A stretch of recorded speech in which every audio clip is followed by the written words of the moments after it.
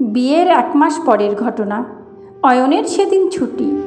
অয়নের সাথেই একটু বেরোবো, টুকটাক কেনাকাটা করার ছিল।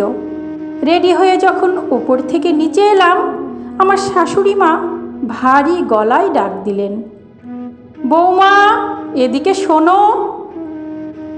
আমি তো ভয়েই মরছি তখন। শাশুড়ি মাকে আমার এমনিতেই ভয় লাগে। ভয়ের কারণটা আমার অজানা নয়। বিয়ের আগে থেকেই আমি শাশুড়ি মানুষটাকে চিনি। মানে শাশুড়ি সম্পর্কে একটা খারাপ ধারণা আমার আগে থেকেই ছিল। সে ধারণা কেন হলো, সে প্রসঙ্গে যেতে গেলে কিছু কথা বলতেই হয়। অয়নের সাথে বিয়েটা প্রেম করেই।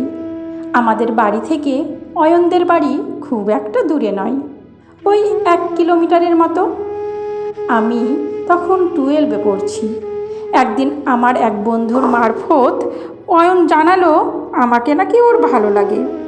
অয়ন বিটেক করে সবে নতুন চাকরিতে ঢুকেছে। প্রথমে আমি না বলে দিয়েছিলাম। জানি না পরে কিভাবে যে আমি প্রেমে পড়ে গেলাম বুঝতে পারিনি। আস্তে আস্তে আমাদের প্রেমটা গড়ে উঠল।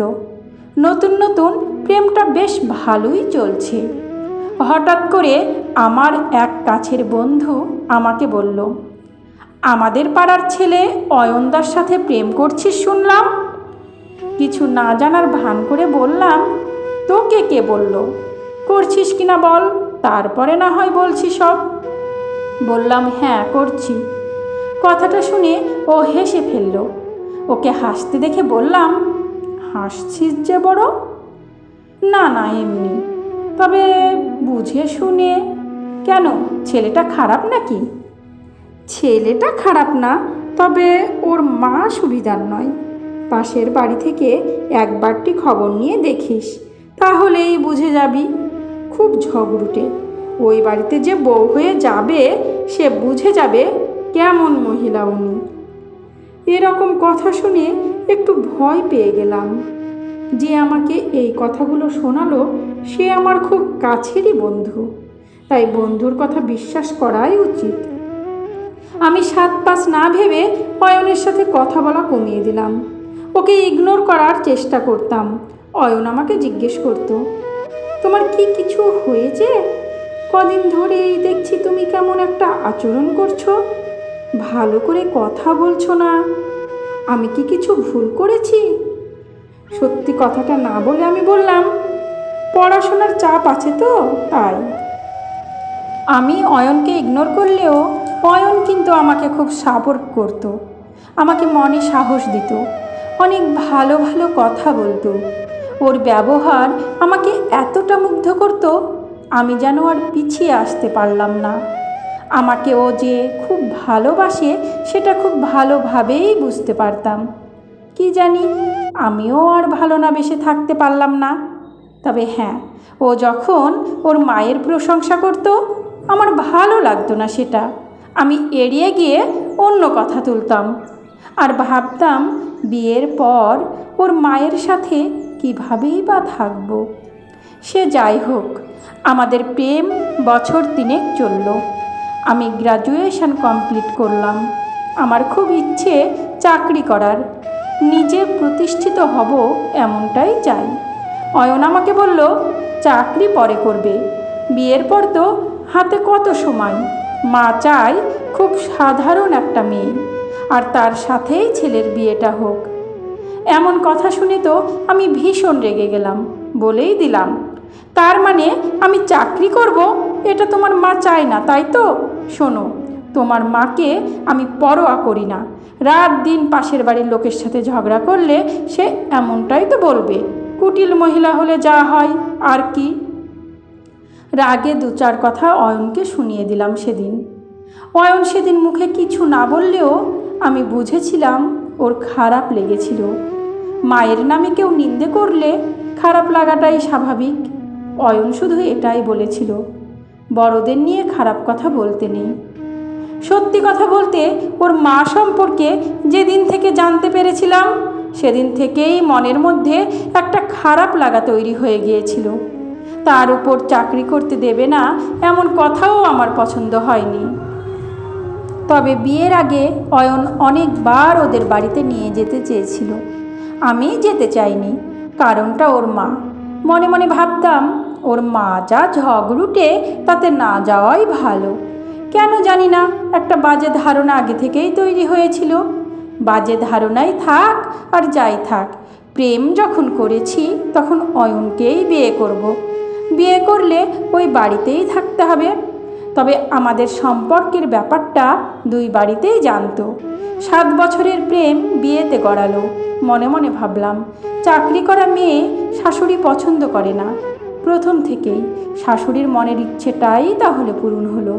আমি চাকরি আর পেলাম না। অবশেষে বিয়েটাই হয়ে গেল। বিয়ের পর যখন ওই বাড়িতে পা রাখলাম, শাশুড়ির প্রতি একটা খারাপ ধারণা নিয়েই গেলাম। সব সময় ভয়ে ভয়ে থাকতাম। যাই হোক, যে কথা বলছিলাম, ওই টুকটাক কেনাকাটা করতে যাব বলে বেরিয়েছি। শাশুড়ির গুরু গম্ভীর গলার ডাক শুনেই শাশুড়ির কাছে যেতেই শাশুড়ি বললেন, কোথাও বেরোচ্ছ নাকি? হ্যাঁ মা, কিছু কেনাকাটা আছে। বেশ, যাও। বলছি, তুমি চুড়িদার পরা পছন্দ করো না? আমতা আমতা করে বললাম, হ্যাঁ পরি। নতুন বিয়ে হয়েছে, কেউ যদি কিছু ভাবে তাই। কে কি ভাবলো সেটা দেখতে গেলে জীবন ওইখানেই আটকে যাবে। নিজের মতো করে চলতে হয়। সামান্য এইটুকু যাবে, শাড়ি পরে লটর পটর করবে, তার থেকে চুড়িদার পরাই ভালো। চুড়িদার তো আর খারাপ পোশাক নয়। শাশুড়ির কথা শুনে অবাক হলাম। উনি আমাকে চুড়িদার পরতে বলছেন, মানে কি কোনো উদ্দেশ্য আছে? তবে কথাটা মন্দ বলেনি। তাহলেও এমন ভালো মানুষই কথা। আসলে সন্দেহের চোখেই ওনাকে দেখলাম। ভাবলাম শাশুড়ি বললেন মানে আমাকেও যে চুড়িদার পরতে হবে, তার কোনো মানে নেই। আমি বিয়ের প্রথম 2-3 মাস শাড়িই পরতাম। তারপর ঘটল একটি ঘটনা। আমার বার্থডের ঠিক আগের দিন রাতে খেতে বসে অয়ন বলল, জানো মা, আগামীকাল দিশার বার্থডে। শাশুড়ি সেই মুহূর্তেই বিশেষ কিছু না বললেও মুখে হাসি রেখে বললেন, বাহ, ভালো তো। বাড়িতে ছেলের জন্মদিন পালন হয়, আর বৌমারটাই বা বাদ যাবে কেন? পরের দিন কিন্তু বার্থডে সেলিব্রেট হয়েছিল নিজেদের মতো করে। শাশুড়ি মা দুটো চুড়িদারের পিস আমার হাতে দিয়ে বললেন, আমি তো আগে থেকেই জানতাম, না জানলে ভালো কিছু দিতে পারতাম। সেদিন থেকে শাশুড়ির প্রতি আমার ধারণাটা একটু বদলাতে শুরু করলো। যতটা খারাপ ধারণা নিয়ে এসেছিলাম ঠিক ততটা নয়, কিন্তু মনের মধ্যে একটা অপ্রীতিকর মনোভাব রয়েই গেল। এই অপ্রীতিকর মনোভাবটাও কেটে গেল আরও কয়েকদিন পর। একদিন শাশুড়ি আমাকে বললেন, এত দূর পড়াশোনা করে বাড়িতে বসে থাকতে ভালো লাগে কি? কেন নিজের প্রতিভাকে নষ্ট করছো? এমন কথা শুনে আশ্চর্য হই। মনে মনে ভাবি, কিছুদিন আগে শুনেছিলাম চাকরি করা মেয়ে পছন্দ করে না, এখন আবার চাকরি করার কথা। ঠিক বুঝতে না পেরে মুখের ওপর বলেই দিই, আপনি তো চাকরি করা মেয়ে পছন্দ করতেন না শুনেছি, তা হঠাৎ? পছন্দ করি না কে বলেছে? আমি প্রথম থেকেই চেয়েছি ছেলের বিয়ে দেব, একটা কানা করিও কিছু নেব না। চাকরি করা মেয়ের খোঁজ করে বিয়ে দেওয়াটাও একটা ডিমান্ড। বলবে টাকার লোভে বিয়ে দিচ্ছে। আর সে যদি চাকরি করতেই চায়, তাহলে আমার বাড়িতে থেকে পড়াশোনা করে নিজে চাকরি পাক, আমি তাকে সহযোগিতা করব। মানুষটা সম্পর্কে যত ভুল ধারণা ছিল সবটাই যেন দূর হয়ে গেল। শাশুড়ি মা ডেকে বললেন, অনেক শ্বশুরবাড়ি আছে যারা বিয়ের আগে কথা দেয় তাকে পড়াশোনা করাবে, চাকরি করলে কোনো অসুবিধা নেই। বিয়ের পর হয় এর উল্টোটা। কথা দিয়ে আর কেউ কথা রাখে না। জানো বৌমা, আমিও চাকরি করতাম, এই বাড়িতে এসে আমার সব কিছু হারিয়ে গেল। পরে উপলব্ধি করেছিলাম শ্বশুর বাড়ি মানে জেলখানা। সেখানে বাড়ির বউয়ের শখ আর সুখের কথা ভাবতে নেই। ভীষণ কষ্ট পেয়েছিলাম। সংসারে সংসেজেই রয়ে গেলাম 34টা বছর। জীবনে অনেক কিছু স্বপ্ন ছিল, পূরণ হয়নি। তবে মন থেকে স্বপ্নটা মরেও যায়নি। ছেলের জন্মের পর আমি ভাবলাম আমিও তো একদিন শাশুড়ি হব। আমি এমন শাশুড়ি হব যে শাশুড়ি বৌমার বন্ধু হয়ে উঠবে। আচ্ছা বৌমা, তুমি বলো তো, মেয়েদের শ্বশুরবাড়ি সম্পর্কে যে এত খারাপ ধারণা, সেটা কি আমরা দূর করতে পারি না? আমি মনে করি আমরা এই যুগের শাশুড়ি। বৌমাদের মা না হয়ে উঠে বরং বন্ধু হয়ে উঠলেই আমরা নতুন যুগের সূচনা করতে পারি। শোনো, তুমি পড়াশোনাটা ভালো করে করো, আমি তোমার সাথে আছি। তুমি নিজেকে প্রতিষ্ঠিত করতে পারলে তবেই আমি জিততে পারবো। একদিন হেরেছি বলে আবার হারবো এমনটা আর হবে না। তুমি শুধু আমার ইচ্ছেটা পূরণ করে দিও বৌমা। ঠিক এই কথাগুলোই মনের জোর বাড়িয়ে দিল আমার শাশুড়ি মা আমাকে সহযোগিতা করে গেলেন টানা 3 বছর। অবশেষে আমি চাকরি পাই। মনকে জিজ্ঞেস করলাম, কার ইচ্ছে কে পূরণ করলো?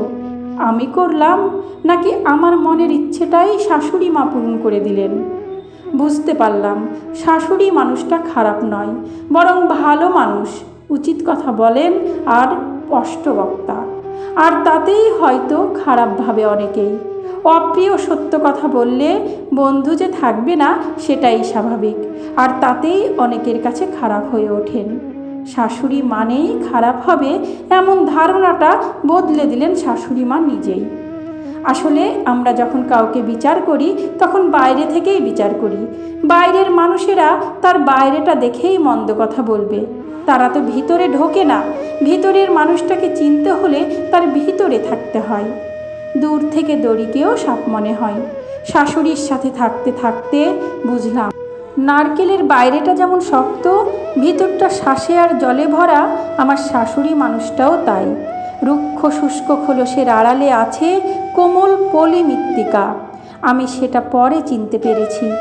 বাইরের মানুষরা শুধু বিভ্রান্তিতে ফেলে দেয়, তবে শাশুড়ির একটা কথা মেনে চলি খুব। শাশুড়ি বলেন, বাইরের লোকের কথায় কান দিও না, নিজেদের ভালো থাকার দায়িত্ব নিজেকেই নিতে হয়। সত্যি তাই, আজ নিজেদেরকে নিয়েই নিজেরাই ভালো থাকি, নিজেদের দায়িত্ব নিজেরাই নিই, হাসি খুশি থাকি। মাঝে মধ্যে ছুটির দিনে শাশুড়িকে নিয়ে বেড়াই, রেস্টুরেন্টে যাই, একসাথে দাঁড়িয়ে ফুচকা খাই, আর প্রতিদিন সকালে শাশুড়িকে নিয়ে মর্নিং ওয়াকে যাই। ডাক্তারবাবু শাশুড়িকে বলেছেন প্রতিদিন 30 মিনিট হাঁটতে, আমিও সঙ্গে যাই। যে মানুষটা আমার জন্যে এতটা ভাবতে পারে, আমাকেও ভাবতে হয় বই কি। মর্নিং ওয়াকে যাওয়ার সময় শাশুড়ি প্রথম শাড়ি পরে বেরোতেন। আমি বললাম, শাড়ি পরে লটর পটর করার থেকে চুড়িদার পরাই ভালো, তাতে হাঁটতে সুবিধা।